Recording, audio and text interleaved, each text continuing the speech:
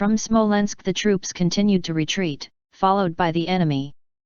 On the 10th of August the regiment Prince Andrew commanded was marching along the high road past the avenue leading to Bald Hills. Heat and drought had continued for more than 3 weeks. Each day fleecy clouds floated across the sky and occasionally veiled the sun, but toward evening the sky cleared again and the sun set in reddish-brown mist. Heavy night dews alone refreshed the earth. The unreaped corn was scorched and shed its grain. The marshes dried up.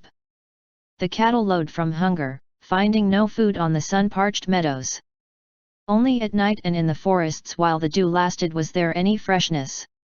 But on the road, the high road along which the troops marched, there was no such freshness even at night or when the road passed through the forest. The dew was imperceptible on the sandy dust churned up more than 6 inches deep. As soon as day dawned the march began. The artillery and baggage wagons moved noiselessly through the deep dust that rose to the very hubs of the wheels, and the infantry sank ankle-deep in that soft, choking, hot dust that never cooled even at night.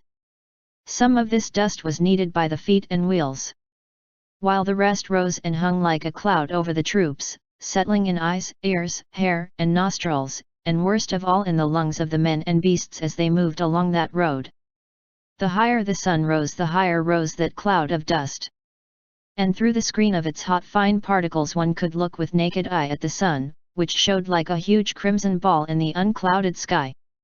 There was no wind, and the men choked in that motionless atmosphere. They marched with handkerchiefs tied over their noses and mouths. When they passed through a village they all rushed to the wells and fought for the water and drank it down to the mud. Prince Andrew was in command of a regiment, and the management of that regiment, the welfare of the men and the necessity of receiving and giving orders, engrossed him. The burning of Smolensk and its abandonment made an epoch in his life. A novel feeling of anger against the foe made him forget his own sorrow. He was entirely devoted to the affairs of his regiment and was considerate and kind to his men and officers. In the regiment they called him our prince, were proud of him and loved him. But he was kind and gentle only to those of his regiment, to Timokhin and the like people quite new to him, belonging to a different world and who could not know and understand his past.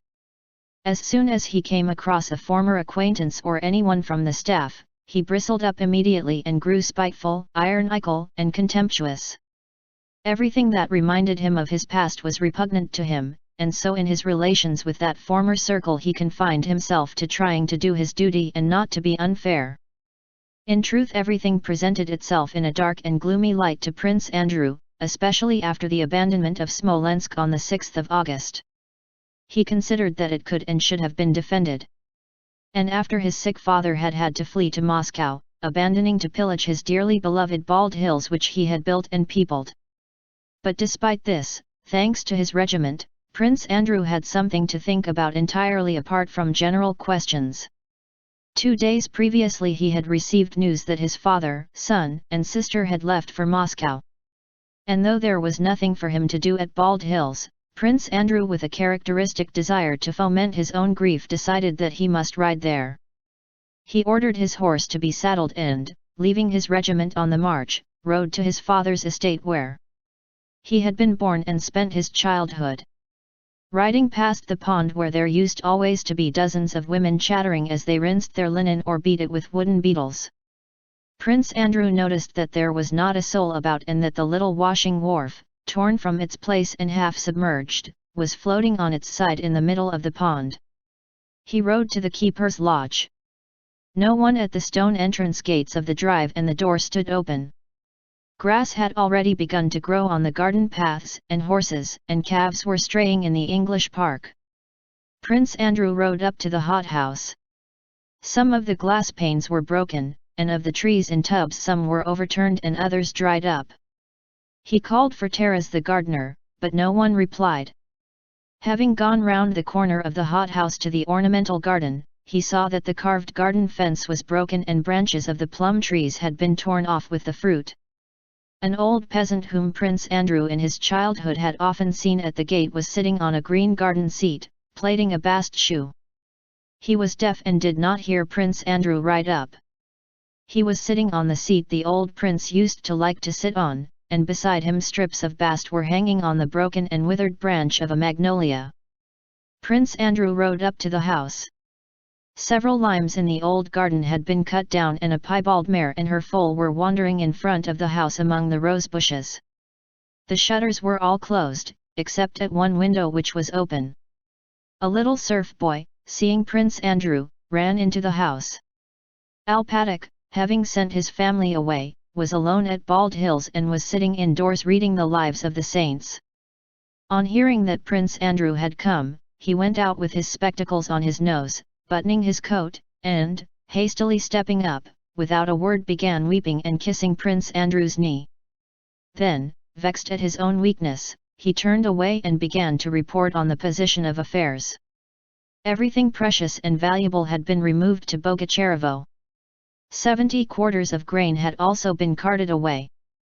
The hay and the spring corn, of which Alpatic said there had been a remarkable crop that year, had been commandeered by the troops and mown down while still green.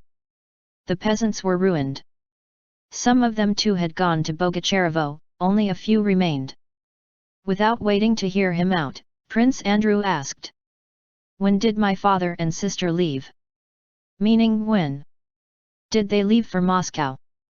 Alpatic, understanding the question to refer to their departure for Bogacherevo, replied that they had left on the 7th and again went into details concerning the estate management, asking for instructions.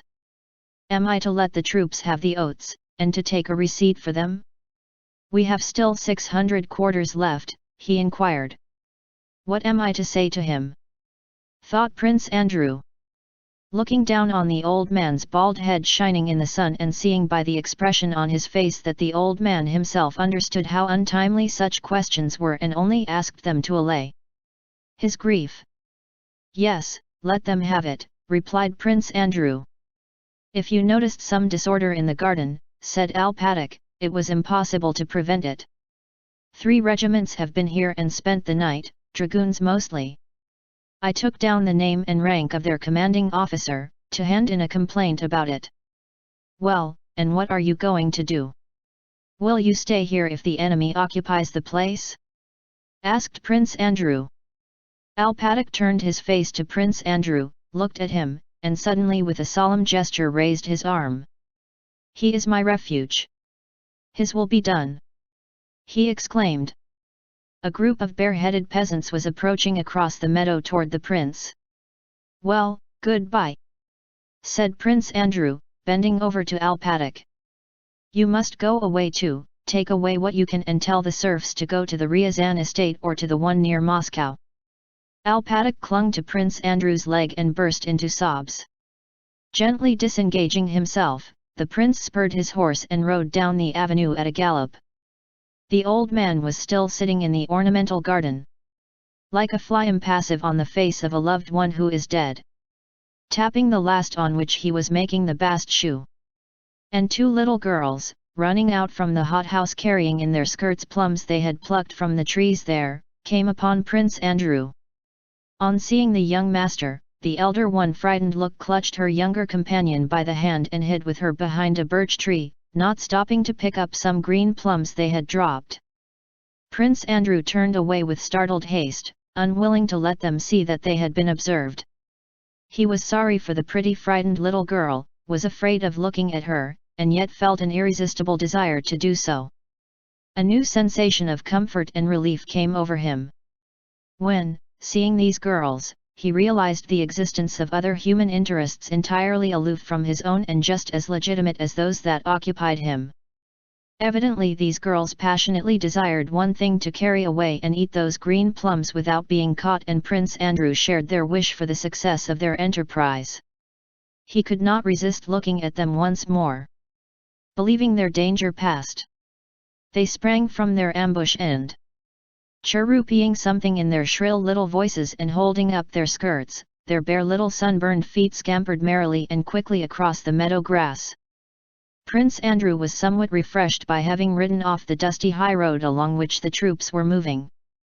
But not far from Bald Hills he again came out on the road and overtook his regiment at its halting place by the dam of a small pond. It was past 1 o'clock. The sun, a red ball through the dust, burned and scorched his back intolerably through his black coat. The dust always hung motionless above the buzz of talk that came from the resting troops. There was no wind.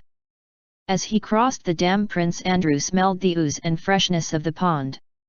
He longed to get into that water, however dirty it might be, and he glanced round at the pool from whence came sounds of shrieks and laughter. The small, muddy, green pond had risen visibly more than a foot, flooding the dam, because it was full of the naked white bodies of soldiers with brick-red hands, necks, and faces, who were splashing about in it. All this naked white human flesh, laughing and shrieking, floundered about in that dirty pool like carp stuffed into a watering can, and the suggestion of merriment in that floundering mass rendered it specially pathetic.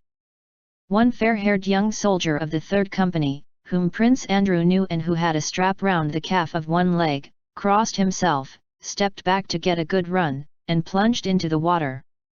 Another, a dark non-commissioned officer who was always shaggy, stood up to his waist in the water, joyfully wriggling his muscular figure, and snorted with satisfaction as he poured the water over his head with hands blackened to the wrists. There were sounds of men slapping one another, yelling, and puffing. Everywhere on the bank, on the dam, and in the pond, there was healthy, white, muscular flesh. The officer, Timokhin, with his red little nose, standing on the dam wiping himself with a towel, felt confused at seeing the prince, but made up his mind to address him nevertheless. "It's very nice, Your Excellency. Wouldn't you like to?" said he. "It's dirty," replied Prince Andrew, making a grimace. "We'll clear it out for you in a minute," said Timokhin. And, still undressed, ran off to clear the men out of the pond. "The prince wants to bathe." "What prince?" "Ours?" said many voices, and the men were in such haste to clear out that the prince could hardly stop them. He decided that he would rather himself with water in the barn. "Flesh, bodies, cannon fodder," he thought. And he looked at his own naked body and shuddered. Not from cold but from a sense of disgust and horror he did not himself understand, aroused by the sight of that immense number of bodies splashing about in the dirty pond. On the 7th of August Prince Bagration wrote as follows from his quarters at Mikhailovna on the Smolensk road. "Dear Count Alexis Andreevich." He was writing to Arakcheev but knew that his letter would be read by the Emperor, and therefore weighed every word in it to the best of his ability. "I expect the Minister, Barclay de Tolly, has already reported the abandonment of Smolensk to the enemy. It is pitiable and sad, and the whole army is in despair that this most important place has been wantonly abandoned. I, for my part, begged him personally most urgently and finally wrote him, but nothing would induce him to consent. I swear to you on my honor that Napoleon was in such a fix as never before and might have lost half his army but could not have taken Smolensk. Our troops fought, and are fighting, as never before. With 15,000 men I held the enemy at bay for 35 hours and beat him. But he would not hold out even for 14 hours. It is disgraceful, a stain on our army, and as for him, he ought, it seems to me, not to live. If he reports that our losses were great, it is not true. Perhaps about 4,000, not more, and not even that. But even were they 10,000, that's war. But the enemy has lost masses. What would it have cost him to hold out for another 2 days? They would have had to retire of their own accord, for they had no water for men or horses. He gave me his word he would not retreat, but suddenly sent instructions that he was retiring that night. We cannot fight in this way, or we may soon bring the enemy to Moscow. There is a rumor that you are thinking of peace. God forbid that you should make peace after all our sacrifices and such insane retreats. You would set all Russia against you and every one of us would feel ashamed to wear the uniform. If it has come to this we must fight as long as Russia can and as long as there are men able to stand. One man ought to be in command, and not two. Your minister may perhaps be good as a minister, but as a general he is not merely bad but execrable, yet to him is entrusted the fate of our whole country. I am really frantic with vexation. Forgive my writing boldly. It is clear that the man who advocates the conclusion of a peace, and that the minister should command the army, does not love our sovereign and desires the ruin of us all. So I write you frankly. Call out the militia. For the minister is leading these visitors after him to Moscow in a most masterly way. The whole army feels great suspicion of the imperial aide-de-camp Wolzogen. He is said to be more Napoleon's man than ours, and he is always advising the minister. I am not merely civil to him but obey him like a corporal, though I am his senior. This is painful, but, loving my benefactor and sovereign, I submit. Only I am sorry for the emperor that he entrusts our fine army to such as he. Consider that on our retreat, we have lost by fatigue and left in the hospital more than 15,000 men, and had we attacked this would not have happened. Tell me, for God's sake, what will Russia, our mother Russia, say to our being so frightened, and why are we abandoning our good and gallant fatherland to such rabble and implanting feelings of hatred and shame in all our subjects? What are we scared at and of whom are we afraid? I am not to blame that the minister is vacillating, a coward, dense, dilatory, and has all bad qualities. The whole army bewails it and calls down curses upon him.